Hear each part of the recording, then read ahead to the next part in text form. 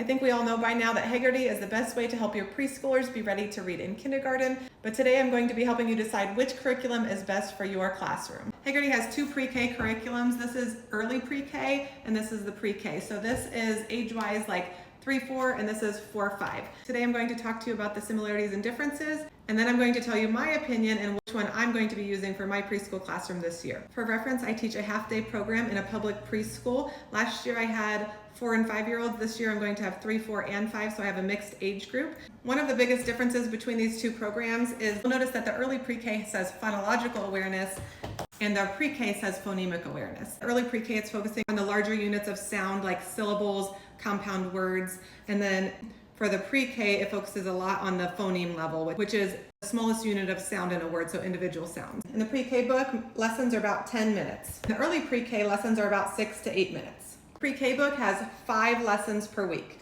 The early pre-K book has 3 lessons per week. The pre-K book has 10 skills per lesson. The early pre-K book has 5 to 7 skills per lesson. The pre-K book also has adding, deleting, and substituting, and it's blending and segmenting at the phoneme level. Now let's talk about what they both have in common. They both are teaching rhyming skills. They both start with repeating rhymes, recognizing rhymes, and then rhyme production. The early pre-K book has a fun song that they do with it. Note and go are rhyming words, rhyming words, rhyming words. Note and go are rhyming words, they sound a lot alike. Songs are such a great way to learn, so I love that aspect of it. They both have phoneme isolation. They are both segmenting words. They are both blending. In the early pre-K book, they're blending larger parts of words. So for instance, one of the first things they're going to do is blend compound words. Tooth, brush, toothbrush. Tooth, paste, toothpaste. They both teach alphabet knowledge. I just read some research lately. The 2 biggest predictors of early reading success are alphabet knowledge and phonemic awareness, which is everything that Heggerty's doing. Imagine that. You're going to be singing the alphabet daily, sometimes just singing it, sometimes pointing to the letters. Nursery rhymes were all the rage. My students went crazy over them. They were so excited to share that they knew our nursery rhyme that we were learning each week. Both versions have nursery rhymes, which I am super excited about. Now for my recommendations. I absolutely loved the pre-K Heggerty last year, but because I teach in a half-day program, it did become a little bit much for my particular students.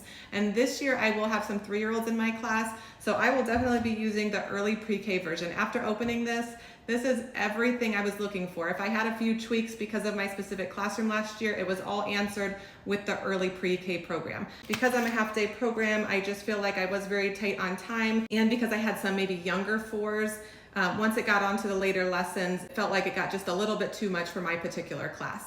So I'm super excited to be using the early pre-K curriculum. And my recommendation, if you have 3s in your class, this is definitely the one. If you have a half-day 4s class, I would say that this would be my recommendation as well. Let's talk about when you would use the pre-K version. If you are teaching at a transitional kindergarten, this would definitely be the one that you want to use. If you have an all-day 4s class, I think you probably have a little bit more time to add in some things like this, so I think this would be the correct one for you to use. So they're both amazing. I think just depending on the ages of your students and maybe the amount of time you have in the day is going to kind of influence which one you pick, but you cannot go wrong with either of them.